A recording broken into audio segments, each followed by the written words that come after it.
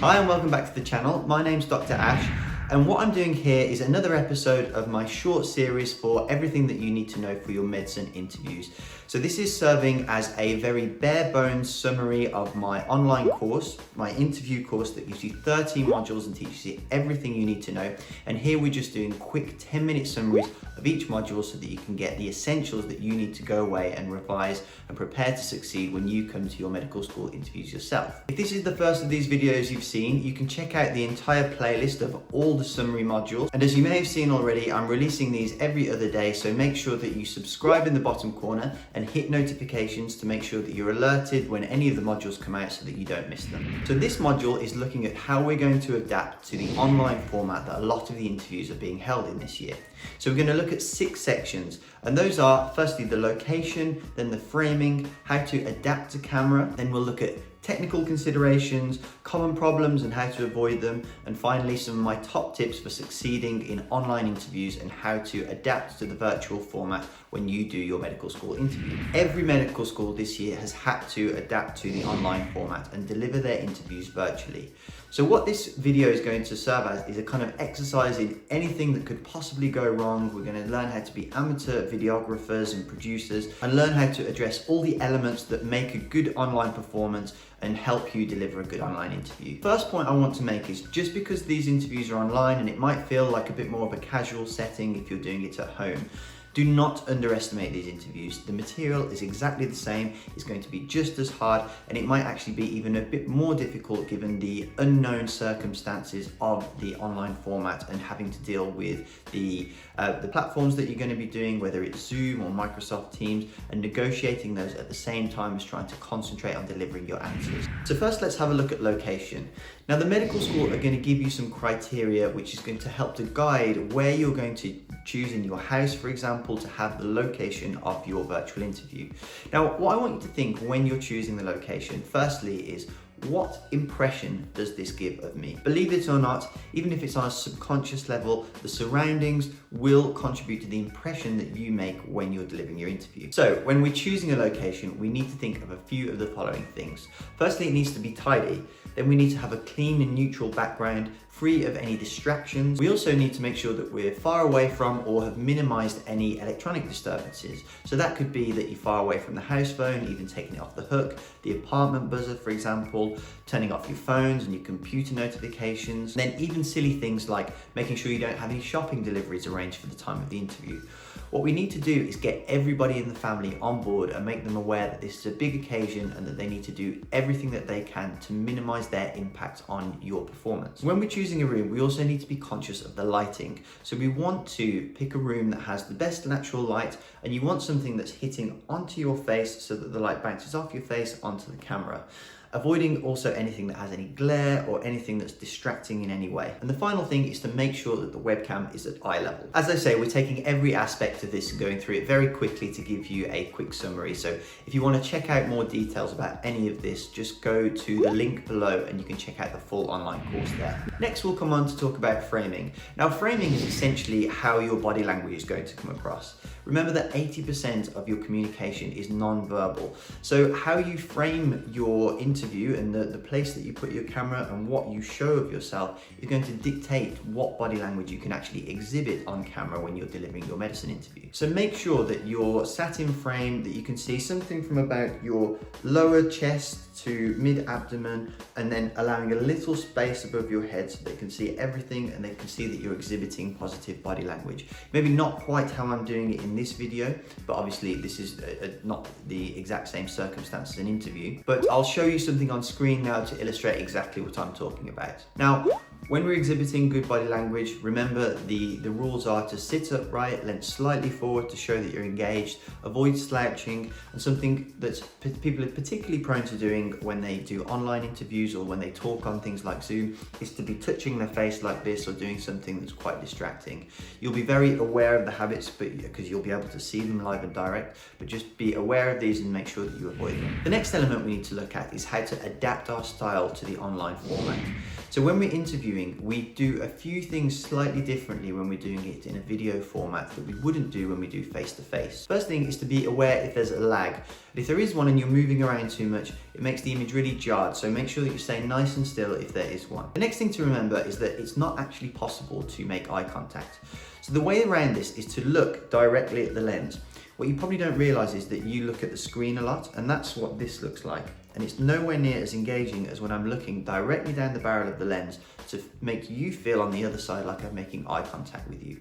So when you're speaking, always look directly down the lens, even put a post-it note next to it on your laptop to remind you to look down that lens. But you will notice the difference when you are looking at that rather than looking at the screen, and you probably look at the screen mostly at the moment. So that is one habit that we need to change. Then when you're listening, it's okay to look at the screen, but I would flick a little bit between the lens and the screen to make it look like you are still listening. One thing I would also say is be aware when the video is starting how you're coming across. Consider this as you're entering the room.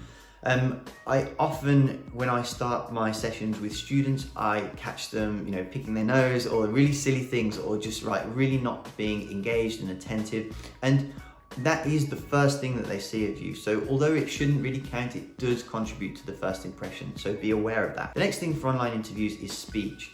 Now, it's a bit less clear, so you need to make sure you speak concisely, clearly, and slowly. In an online format, avoid any verbal cues that you're active listening. So ums and yeses are just going to interrupt the audio feed and cause a disjointed conversation.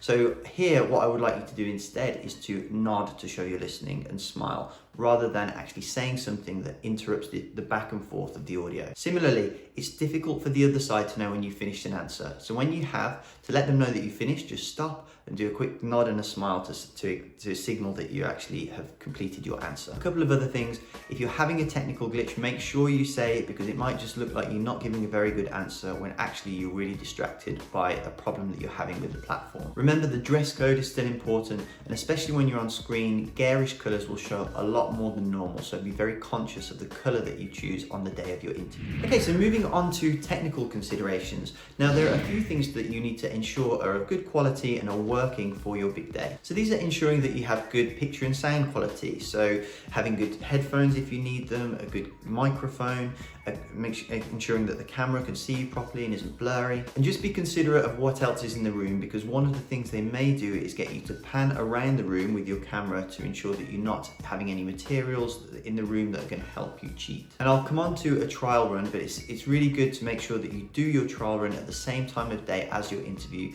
just to ensure that everything's running smoothly, but also there might not be any distractions from the street or things that happen at a certain time of day that will make that particular room a difficult one to have your interview in. And if you're not sure what equipment to buy to make sure that your interview runs smoothly, just have a look in the comments below, and I've recommended a few small bits and bobs that are going to help. So as I said, it's really important to do a trial run, not only to get used to the platform, but how to use it under pressure. Say if you click on something that you didn't mean to, and then you know how to get out of it. And then practice giving your answers like that. It's important that you get used to delivering the answer in the format that you're actually going to be delivering it on the day. And the final bit of advice is to make sure you do everything to maximize your internet speed. So that could be things like getting a signal booster, making sure that no one's streaming at the time, just anything that you can, like closing down apps or turning devices off the Wi-Fi for that moment while you're having your interview.